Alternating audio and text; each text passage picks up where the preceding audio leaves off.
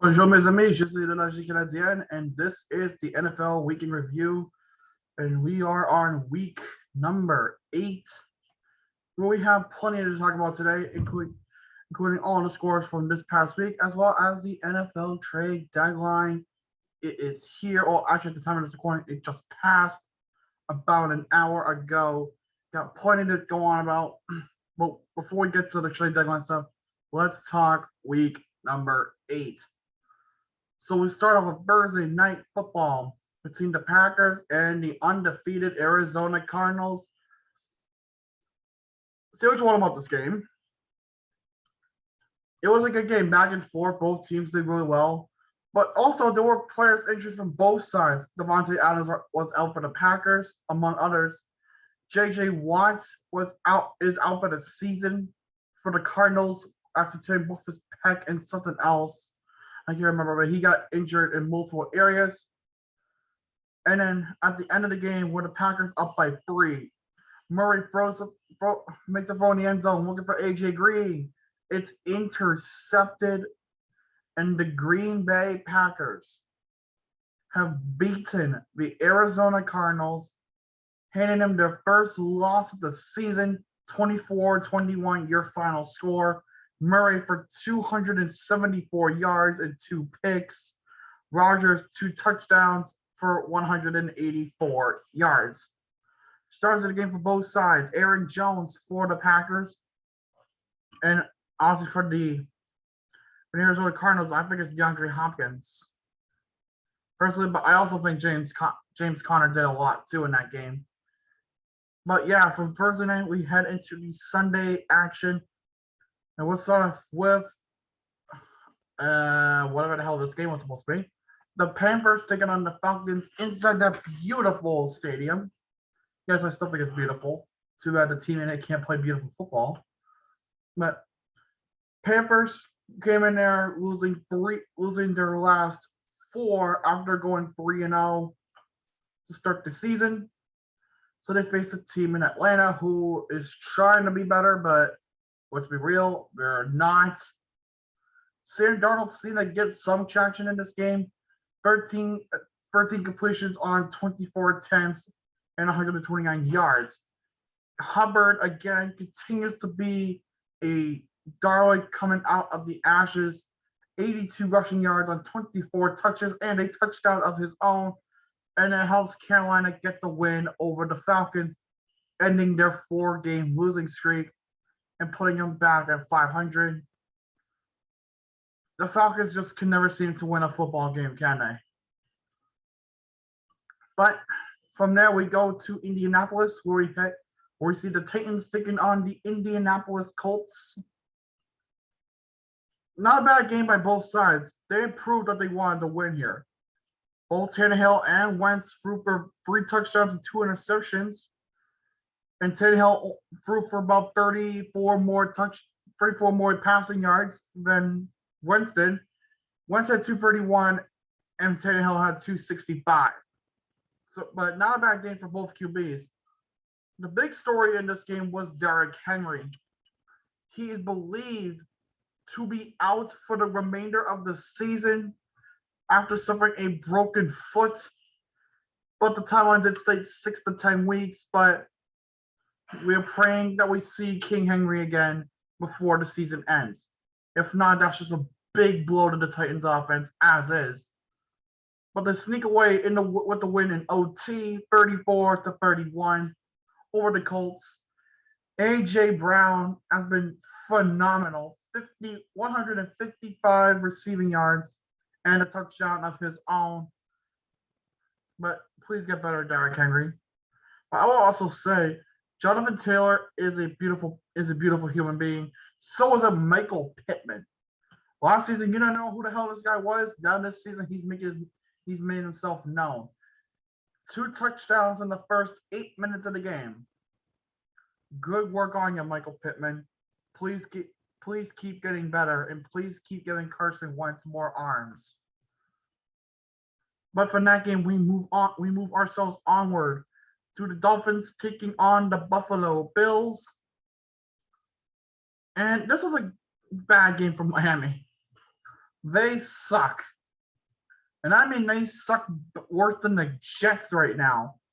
The fact that the Dolphins are lower in the standings than the Jets, yeah, that just tells you a whole lot, don't it? 26-11, your score at this game. Buffalo 5-2, still leading the division. Allen for 2 touchdown passes and even a rushing touchdown because that's Josh Allen for you. Cole Beasley easily had a great game, 110 receiving yards on 10 receptions. Yeah. But now we go into the Bengals taking on the Jets, where the Jets have their benchwarmer QB, Mike White. By the way, you get back at Benchwarmer Brew at benchwarmerbrew.com. Great coffee, great energy. But let me say this about Mike White before I get to anything else. Mike White, in his debut as a starting quarterback, because Zach Wilson got hurt, this may be the best version of Mike White we've ever seen. Because he's been in the NFL for 4 years, and this is his only NFL start, right? Well, to date, actually, I should say. His only NFL start to date, making his debut against the Bengals. 405 passing yards, 3 touchdowns, 2 interceptions, marking him as the first QB to throw for more than 400 yards in their debut, in their first start since Cam Newton back with the Panthers. Great day by Mike White. He somehow led the New York Jets to victory over the Cincinnati Bengals 34-31 at MetLife Stadium. Yes, folks, the New York Jets have won another fucking game. Take that for what you will. Michael Carter, 9 receptions, 95 yards on the day. But let's go to another awful game. The Steelers and the Browns. Yeah, I know what you know. Baker Mayfield returns this week after, dealing with some injury issues last week. Basically where they had to play Case Keenum, but don't worry, Baker's back this week. He still has to deal with the little shoulder, whatever. And also who's back is, Mr. Nicholas Chubb. Chubby. 61 rushing yards for Chubb. But we also get to see another familiar face from last week again, being D'Ernest Johnson. He ran for another touchdown, but this time only for 22 yards on 4 carries. Not bad for him, but in this game, the Steelers just seem to get a little better. Najee Harris, 91 yards and a touchdown of his own. Captain Fat Fuck being actually all right, 266 yards and a touchdown pass of his own. Freiermuth with that weird touchdown pass during the game, but no matter at this point. 15-10, Pittsburgh beats Cleveland again, and basically, Ben Roethlisberger owns a piece of real estate in Ohio, specifically in Cleveland, to make Cleveland his bitch, but not in the AFC wildcard game. Yeah, they'll never let that up. And then we go to what is a murder fest of the Lions as they take on the Eagles. Well, I guess you could call this one a tank bowl. Yeah, tank bowl. Totaling not failing this urinating tree. Please go south to him.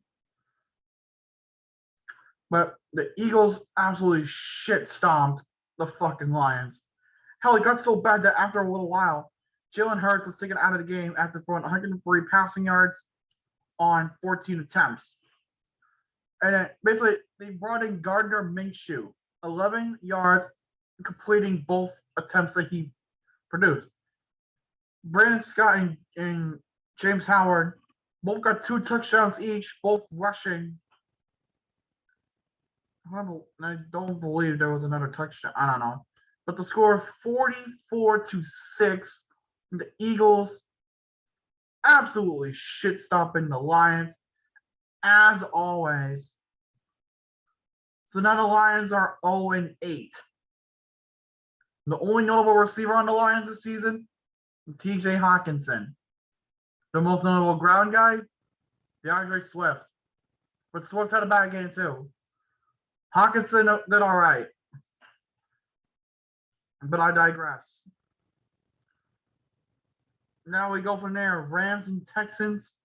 Stafford versus Uncut Dick Neck Man. Stafford again with another 300-yard air display tonight on that one against Houston. Cooper Kupp, my favorite receiver on the Rams, with another touchdown reception, going 115 yards on the day. But even with this 38-22 win over the Texans, well, we actually got a trade to announce. The LA Rams, feeling that they needed another defensive piece on their team, decided to make a big splash for the deadline. On Monday, they acquired linebacker Von motherfucking Miller from the Denver Broncos in exchange for a second and a third round pick in 2022. So this upcoming draft. So now you're talking a Rams defensive core with Aaron Donald, Von Miller, and Jalen Ramsey all on that fucking defense. I don't know about you guys, but that seems loaded. Like really good, like a really good solid defense. There's a good trade. They didn't get it for that much. Yeah, second and the third rounder, but that's more day two picks than anything. But even so, you never know what those picks could turn out to be. But not a bad price to pay, I guess, for Von Miller. And as of today, at the time of this recording, Von Miller did pass his physical, making the trade official. He did deal with an ankle injury, which we'll get to in a little bit when we cover the Broncos, but he did all right. Now, the next game we got here is the 49ers taking on the Bears in Chicago. And this is another example of why Justin Fields basically just needs to get the hell out of there. Don't get me wrong, Justin Fields is a fucking incredible quarterback. This game proved that he showed a flash of brilliance. 10 carries, 103 rushing yards, and a touchdown run of his own, while throwing for 175 passing yards and threw for a touchdown, but also gave up a pick. Easily, he dominated on the ground. But I'm surprised. Justin Fields is pretty much going to be like the Lamar Jackson. Just give it a little while more, maybe about a year, and see where Justin Fields stands. If he can stand, because the offensive line is shit. But meanwhile, on the other side of the ball, Jimmy G comes back once again. 17 for 28, 322 passing yards. Eli Mitchell going for a touchdown on 137 rushing yards. And Deebo motherfucking Samuel going for 171 receiving yards. Jesus Christ, man. But this is a game where the 49ers needed to win, and they got the win, 33-22, your final score. And now we head down to SoFi Stadium. We see the Patriots taking on the Chargers. Mackery Jones taking on Mr. Justin Herbert. Well, I can make a Family Guy joke here, on which I will, Justin Herbert the pervert. But no, he's not really. Mac Jones looked all right in this game. 218 passing yards. Damian Harris running in for a touchdown of his own. Nelson Agholor surprisingly not dropping the fucking football this time. And N'Keal Harry actually getting 2 receptions for 30 yards. And former Charger Hunter Henry returning home, getting 1 reception for 33 yards, as well as a crucial touchdown. Former Charger Adrian Phillips getting a pick 6 against his former team to help the Patriots beat the Chargers 27-24, putting them at 4-4, back at 500. Bill's job is safe for another week. For now.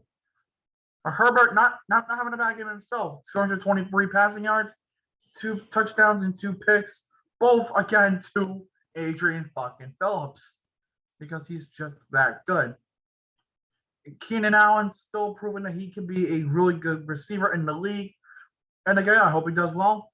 But just is what it is. Then we got the Geno Smiths taking on the Jaguars, who can't seem to win a fucking football game anymore. And this is a really pass-heavy game for Trevor Lawrence. He threw the ball 54 times, only connecting 32 for 238 yards, a touchdown, and a pick. Carlos Hyde needs to get better, undoubtedly. James Robinson as well.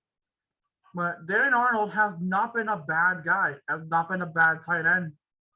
I mean, he was just traded for back in week 3 for, I believe it was, I fucking forgot his name already. God damn it. But I know he went to the Panthers, but the point is, Arnold is a great tight end so far, and I can't wait to see what else he does. But somehow, some way, even though he threw for less than 200 passing yards and 2 touchdowns, the Seattle Seahawks have won a football game. Also, another thing of importance, Geno Smith also ran in for a touchdown. Yeah. So Geno Smith is winning football games in Seattle now. Strange. You don't even know what to say to that. Now we got a classic rivalry down in New Orleans. We got the Saints taking on the Bucks. Definitely a great game by both teams. Tom Brady. Well, actually, before I do that, let me go on to the Saints first. Jameis Winston is out for the season because as during this game, he did suffer a torn ACL and a torn MCL. Basically, he is done. Enter Trevor Siemian, who actually had a decent game. Prior to exiting the game, Winston had 56 passing yards and a touchdown pass. Siemian had 159 passing yards and a touchdown of his own. Kamara running in for a touchdown himself. Well, what it is right now, it's not a bad thing. Tom Brady, 375 passing yards, but in 4 touchdowns, 2 picks. But unfortunately for the Buccaneers, it was not enough to get the win, as New Orleans comes out on top here, 36-27. Mr. Cementing that New Orleans can beat Tampa Bay, but just not in the playoffs. The next game we got the Washington football team taking on the Denver Broncos. The Broncos looking for a win since going 0-4 in their past 4 since starting the season 3-0. Where did we hear this one earlier? Carolina. But the Broncos look shitty. The football team looks shitty. You could call this a shit bowl if you want to, but I'm not. Taylor Heineke threw for 2 picks and a touchdown on 270 passing yards. Bridgewater threw for 213 yards and a touchdown of his own. But no matter what, the minimal effort, the Broncos beat the football team 17-10. But that's not the big story for the Broncos here. Seeing that, they really weren't doing anything, they decided to trade Von Miller to the Rams for the second and third round pick in this year's draft. My question is, why trade him?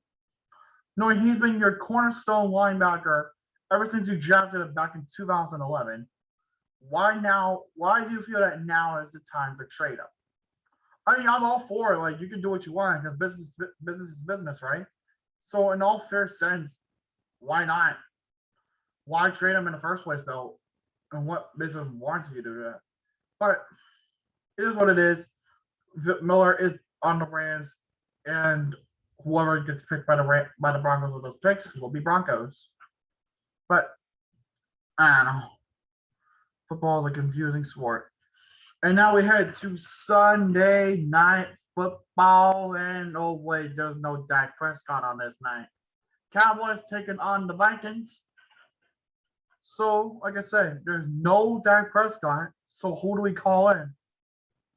Oh, I know. Mr. Cooper Rush.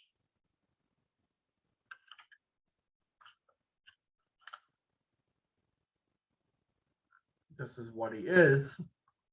As the bench warmer. But despite that, Cooper Rush managed to have himself a decent game. 325 passing yards, 2 touchdowns, and a pick. Cedric Wilson again throwing for 35 passing yards on 1 attempt. The receiver can freaking throw. I'm shocked.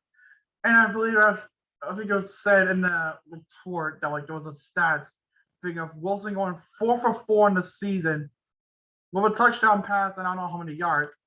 And basically it has a perfect passer rating of 158.3. Yeah, huh? That's the show. Ezekiel Elliott only ran for 50 yards, but the big story here was Amari motherfucking Cooper. 8 receptions, 122 yards, and a touchdown. Wow. Good shit, Amari Cooper. And this did, in fact, help the Cowboys beat the Vikings 20-16. Dalvin Cook only going for 78 yards on the day. Cousins thrown for 184 and a touchdown off his own. And that was Sunday night. Now we go to what is Monday night, whatever the fuck this is supposed to be. So apparently Kadarius Toney can throw a football. He threw one time and it was for 19 yards.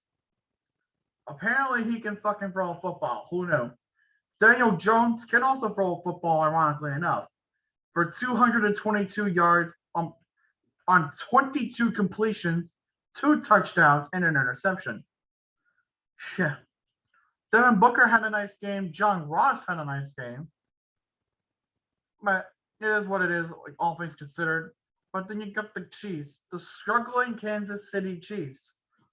48 passing attempts from Mahomes, only 29 of them connected, 275 yards, touchdown and a pick for him. But Henry Butker managed to get the game-winning field goal for the Kansas City Chiefs as they narrowly beat the Giants 20-17 on Monday night. Tyreek Hill 94 yards and a touchdown. And that will do it for the scores. Now we get onto the trade deadline motherfucking news. Like I said, trade deadline passed about an hour or so ago at the time of this recording. And I'm gonna get my shit from from the Rap Sheet and Adam Schefter, because those are the two. Amazing. So let's go with this. So this one's just brand new. After asking and being granted permission to seek a trade by the Rams did waive wide receiver Deshaun Jackson, meaning now he is free to play wherever he wishes or to sign with whoever. Deshaun Jackson no longer a member of the organization. Wasn't doing much anyway. And it sucks. As well, more trades coming on in here. The Denver Broncos sending rookie cornerback Kerry Vincent Jr. to the Eagles for a 6th-rounder in this year's draft. And Fletcher Cox, after being rumored to be traded, he will not be traded. He has not been traded, and thank goodness so, because nobody wanted to see him traded. As well as Deshaun Watson, he has nothing traded at the deadline, meaning that he's staying put in Houston for the remainder of the season, being benched for Mr. Dick Neck Man. But as well, I'm just trying to get my stuff sorted here. Oh yeah, that's right. Adrian Peterson and Donta Foreman have signed with the Tennessee Titans amidst the injury to Mr. Derrick Henry. Adrian Peterson is just the veteran running back coming in, because look at Derrick Henry can't be there because he's injured, so they gotta bring someone in to replace him. Peterson's good, but I would feel it has to be a short-term thing, because otherwise, I mean, you can't really pay the guy that much. Well, the Texans did make a trade today. They sent pass rusher Charles Omenihu to the 49ers for a future late-rounder pick. I don't know the logistics on that one. And the Pittsburgh Steelers and the Chiefs did also make a trade with Melvin Ingram going to the Kansas City Chiefs in exchange for a 6th-round pick. Yeah, huh? So the trade's going all over the place. But the final piece of news I think I have for the day, and this one's a little bit on a sadder note, and this has to do with again the Raiders, because the Raiders cannot have anything nice. So apparently last night, Henry Ruggs was involved in a DUI-induced accident where he himself was under the influence while behind the wheel. And in Las Vegas, at the intersection of South Rainbow Boulevard and South Spring Valley Parkway. And I just going out the report. Actually, I'll just read the report, and then I'll explain it afterwards. And this is from the Office of Public Information of the Vegas Metropolitan PD. On November 2nd at approximately 3:39 a.m. local time, which you know the time, so you guys can figure that out. The LVMPD responded to a traffic collision near the intersection of South Rainbow Boulevard and South Spring Valley Parkway, involving a Chevrolet Corvette and a Toyota RAV4. Responding officers located the Toyota on fire. Fire department personnel responded and located a deceased located a deceased victim inside the Toyota. Sorry, I read the same line twice. The preliminary investigation indicates the front of the Chevrolet collided with the rear of the Toyota. The driver of the Chevrolet, identified as 22-year-old wide receiver Henry Ruggs III, remained on scene and showed signs of impairment. He was transported to UMC Hospital to be treated for non-life-threatening injuries. Ruggs will be charged with DUI resulting in death. This is an ongoing investigation. Look, first of all, I want to send my condolences to the family of the victim that was killed in that DUI crash. Because look, that shit's heartbreaking no matter who did it. There's a loss of a family member. That's hard on someone. And I really do wish that family well, and all my condolences are out to them. If I can find a GoFundMe, I will link it in the description. Probably not right after the video goes up, but I will try to get it up as soon as possible. As for Ruggs, this is a very dark point right now.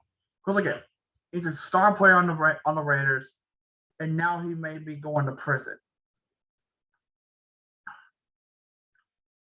One part of me wants to call him a fucking idiot for getting behind the wheel while drinking. Another part of me has to show sympathy because he's only 22. He's really just made a name for himself in the NFL this season, and now he's gonna be facing charges of what could be, I think, vehicular homicide as a result of DUI. But the fact of the matter, if this is a lesson to anybody, if you're gonna drink, do not drive at all. If you're gonna get out of the house after you drink, call an Uber, call a Lyft, call a friend, call a family member, whoever you gotta find to have you giving them a ride, to have them give you a ride, or just don't leave your house at all. Because that's the shit that driving while impaired can do. So take that as a lesson with what you will. Don't drink and drive. Drink responsibly too. And always have a plan to leave the bar after you've had your drinks. Because chances are, if you get behind that wheel, things may not end well. But and it sucks I have to end this point end it here, but this is one that I have to. I mean, also the Raiders did put out a statement. I did forget about this. They stated, and I quote, "The Rangers are aware of an incident involving Henry Ruggs III that occurred this morning in Las Vegas. We are devastated by the loss of life, and our thoughts and prayers go out to the victim's family. We are in the process of gathering information and will have no further comment at this time." I don't know what we'll do with Henry Ruggs from here on out, but he needs to get his shit sorted and get his life back on track. He just needs to think about what the fuck he did. But I'm not going to say anything more on that. And it's a shitty way to end the video, but It's what we have to do. But anyways, thank you guys for watching. Hope you guys did enjoy it. If you did, please leave a like down below. Comment what you guys want to see next. If you have not done so already, please subscribe and join the Electrical Nation. So then, I'm the Electrical Canadian, Fun Lee, and au revoir.